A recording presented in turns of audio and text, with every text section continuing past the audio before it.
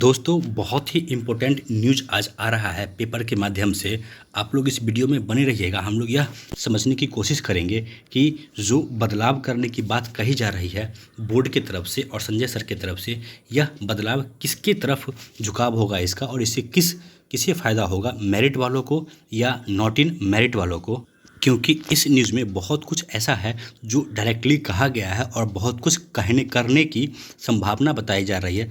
तो यही समझने की कोशिश करेंगे कि जो संभावना है उसका झुकाव किधर हो सकता है। आप लोग इस वीडियो में बने रहिएगा। तो आइए शुरुआत करते हैं। देखिए क्या कहा गया है, बदलेगी नियमावली। मतलब कि बिहार सरकार का जो शिक्षक नियोजन का नियमावली है, खास करके हाई स्कूल के लिए, वो 7th फेज़ में उसमें बहुत बड़ा परिवर्तन होने जा रहा है। कुछ परिवर्तन इस अखबार में, इस न्यूज़ में साफ साफ कहा गया और कुछ परिवर्तन होने की संभावना बताई गई है। इसलिए मैं कह रहा हूँ कि आप लोग वीडियो में बने रहिएगा और इन चीज़ों को समझिएगा कि इसका झुकाव किधर होता दिख रहा है। देखिए कहा जा रहा है हाई स्कूल के 7वें चरण की शिक्षक बहाली प्रक्रिया से लागू करने की शिक्षा विभाग की तैयारी। मतलब कि 7th फेज़ में जो नया नियम होगा उसको लागू किया जाएगा। इसके बाद देखिए जो मेन हेडलाइन है इसका, स्कूल शिक्षकों की भर्ती के लिए बनेगा एजुकेशन रिक्रूटमेंट बोर्ड। अब बाहर हो जाएंगे मुखिया जैसे चुने हुए प्रतिनिधि। जैसा कि आप लोगों को पता होगा कि यह डिमांड बहुत दिनों से हो रहा था और यह मांग किया जा रहा था कि जो ये प्रतिनिधि है इनके द्वारा जो भी बहाली किया जाता है, जो भी नियोजन किया जाता है, उसमें कुछ नहीं होता है, सिर्फ और सिर्फ सीट बांटा जाता है, सीट को खरीदा और बेचा जाता है। तो ये जो एक फैसला है सरकार का, ये बहुत ही सकारात्मक फैसला है। और इससे भले भविष्य में वो कोई टीचर बने, मेरिट वाला बने या नॉट मेरिट वाला बने, या फिर आने वाला भविष्य में बिहार में जो भी टीचर बने, हर किसी को इस फैसला से बहुत बड़ा प्रॉफिट होने जा रहा है। अब देखते हैं कि कौन सा बदलाव है जिसके बारे में इस न्यूज़ में साफ साफ कहा गया है और कौन सा बदलाव है जो होने का संभावना जताया जा रहा है। तो आप लोग देख सकते हैं यहाँ से, मैं यहाँ पे हाईलाइट कर दूं कि हाई स्कूलों में 2022 में 7वें चरण के शिक्षक बहाली की चयन प्रक्रिया में स्थानीय जनप्रतिनिधियों की भूमिका नहीं रहेगी। स्कूली शिक्षकों की बहाली के लिए शिक्षक रिक्रूटमेंट बोर्ड बनेगा। मुखिया, पंचायत समिति प्रमुख, जिला परिषद अध्यक्ष और नगर परिषद अध्यक्ष जैसे जनप्रतिनिधियों की शिक्षक बहाली में भूमिका नहीं रहेगी। ये तो हेडिंग में भी था। आगे देखते हैं, ये चयन समिति और प्रक्रिया से बाहर रहेंगे। शिक्षा विभाग इसके लिए नियमावली में बदलाव कर रहा है। तो जैसा कि मैंने कहा कि कुछ चेंजेस के बारे में क्लियर कट इस न्यूज़ में कहा गया है।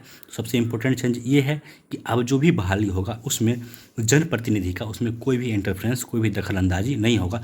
इससे फ़ायदा ये होगा कि जो करप्शन होता था और जो सीट को बेचा जाता था, खरीदा जा रहा था, अभी आप लोगों ने देखा होगा कि 6th फेज़ में क्या हुआ, जिनका मेरिट ऊपर था उनको बाहर कर दिया गया और जिनका मेरिट नीचे था और जो पैसा देने में सक्षम था उसका मेरिट ऊपर करके कई जगह ऐसा बहाली किया भी गया है। आगे देखते हैं, इसमें अगले चरण की शिक्षक बहाली अब शिक्षक रिक्रूटमेंट बोर्ड के माध्यम से होगी। ये बहुत ही सकारात्मक पहल है।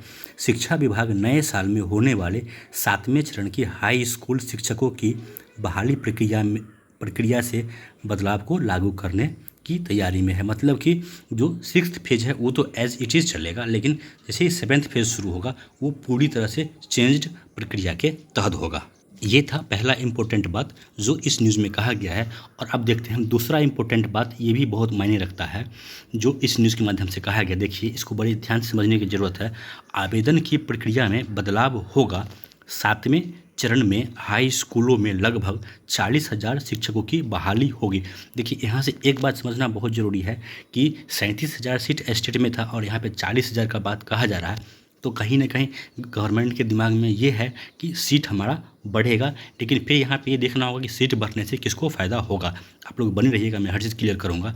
आगे देखिए कहा गया है, अभी हाई स्कूलों में 6ठे चरण के तहत 32,714 शिक्षकों की बहाली प्रक्रिया चल रही। ये तो चलिए 6th फेज़ का, इससे तो हमारा कोई लेना देना नहीं है। अगले साल जनवरी तक 6ठे चरण की बहाली पूरी होने की संभावना है। देखिए फिर गवर्नमेंट गोल गेम खेल रही है। अभी भी 6th फेज़ जनवरी तक कंप्लीट होने की संभावना ही है, 100% ये लोग श्योर नहीं है। 6ठे चरण में जो पद रिक्त रह जाएंगे उसे भी 7वें चरण में शामिल कर दिया जाएगा। देखिए ये तो एक सकारात्मक न्यूज़ है कि छठे चरण का बचा हुआ जो सीट है वो सातवें चरण में ऐड किया जाएगा। लेकिन आगे देखिए इसमें आवश्यकता होने पर उच्च व उच्चतर माध्यमिक शिक्षक बहाली नियमावली 2020 में संशोधन किया जा सकता है। देखिए ये बहुत इंपॉर्टेंट लाइन है, इसलिए मैंने कहा था कि बहुत कुछ होने जा रहा है जिसको समझने की आवश्यकता है। इस लाइन को मैं फिर से पढ़ता हूँ। आवश्यक होने पर उच्च व उच्चतर माध्यमिक शिक्षक बहाली नियमावली 2020 में भी संशोधन किया जा सकता है। इन दो लाइनों के बारे में कुछ भी निष्कर्ष निकालने से पहले हमें यह देखना बहुत जरूरी होगा। देखिए यहाँ पे संजय सर के द्वारा क्या कहा गया है कि शिक्षक बहाली के लिए अलग भर्ती बोर्ड बनेगा। ये तो वही बात हो गई। विवाद को दूर करने के लिए सेंट्रलाइज्ड तरीके से आवेदन लिए जाएंगे, यही बहुत पुरानी बात हो गई। नियोजन इकाई तो पंचायत व नगर निकाय होंगे, लेकिन इसके जनप्रतिनिधि चयन प्रक्रिया से अलग रहेंगे। यहाँ से देखिए ये इंपॉर्टेंट चीज़ है। हाई स्कूलों में अगले साल होने वाली शिक्षक चयन प्रक्रिया बदली जाएगी। अब देखिए मैंने आपको उधर भी एक दिखाया, यहाँ पे भी दिखाया था इधर कि चयन प्रक्रिया में चेंजिंग की बात कह रही है, मतलब कि जो इनका नियमावली है उसमें ये लोग चेंज करने की बात कह रहे हैं। मैंने आपको दिखाया, यहाँ पे भी देख सकते हैं आप लोग कि नियमावली में चेंज करने की बात कह रहे हैं।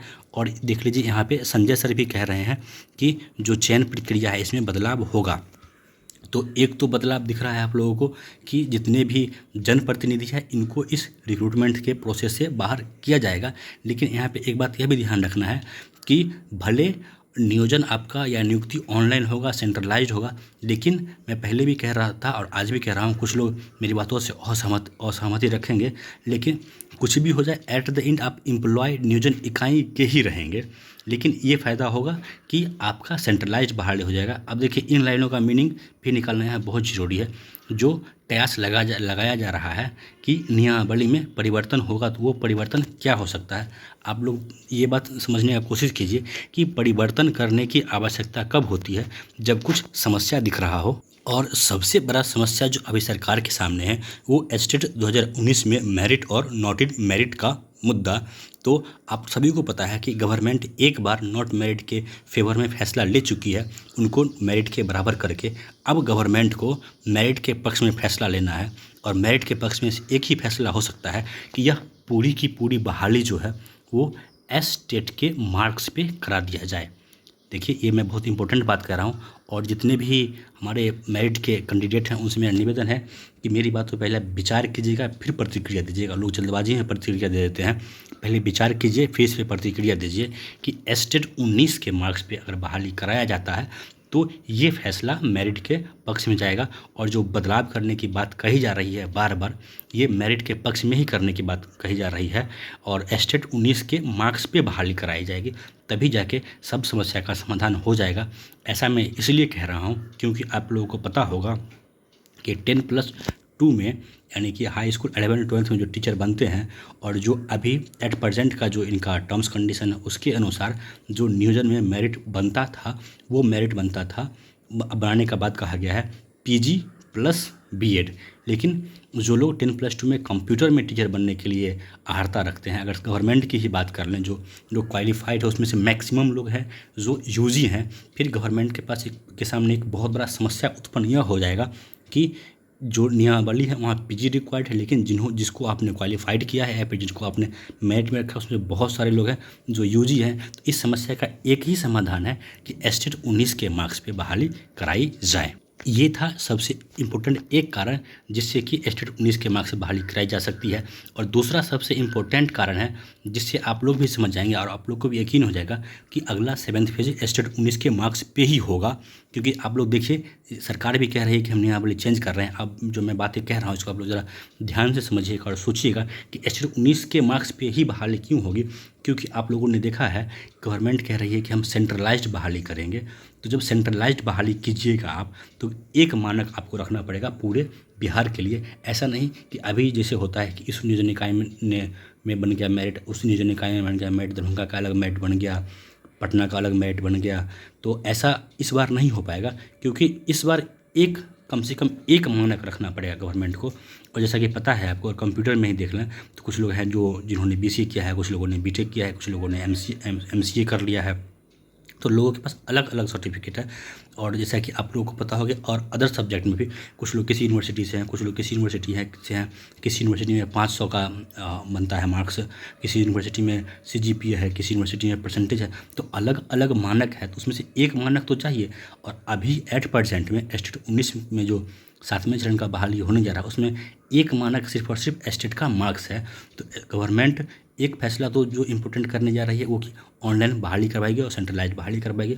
और दूसरा, जो चयन प्रक्रिया में बदलाव की बात कही जा रही है, वो बदलाव यही है। 99% मुझे लग रहा है यही है। अब जब वो होगा तो आप लोग देख लीजिए कि क्या बदलाव होता है। लेकिन 99% मुझे उम्मीद यही है कि बहाली प्रक्रिया में बदलाव यही होगा कि गवर्नमेंट स्टेट 19 के मार्क्स के बेसिस पे जहाँ भी बनवाना होगा मेरिट बनवा लेगी। इससे फ़ायदा ये होगा कि एक डिसीजन जो नॉट इन मेरिट के फेवर में गया है, अगला डिसीजन मेरिट के फेवर में हो जाएगा। और आप लोग को पता है कि डेमोक्रेटिक गवर्नमेंट हमेशा चीज़ों को बैलेंस करके चलना चाहती है। तो बैलेंस्ड करने का सबसे आसान गवर्नमेंट के पास तरीका यही है कि 7वें चरण का जो ही बहाली करवाया जाए वो स्टेट मार्क्स पे करवाया जाए। इससे दो फ़ायदा होगा, जो कंप्यूटर साइंस का मुद्दा है वो भी सुलझ जाएगा, और जो अलग अलग यूनिवर्सिटी से और अलग अलग सर्टिफिकेट का मुद्दा है वो भी सुलझ जाएगा। तो दोस्तों, मैंने जो बातें रखी है, अगर आप लोग मेरी बातों से सहमति रखते हैं तो कमेंट बॉक्स में कमेंट करके ज़रूर बताइएगा। वीडियो थोड़ा लंबा हो गया है, इस वीडियो को मैं अब यहीं रोकूंगा।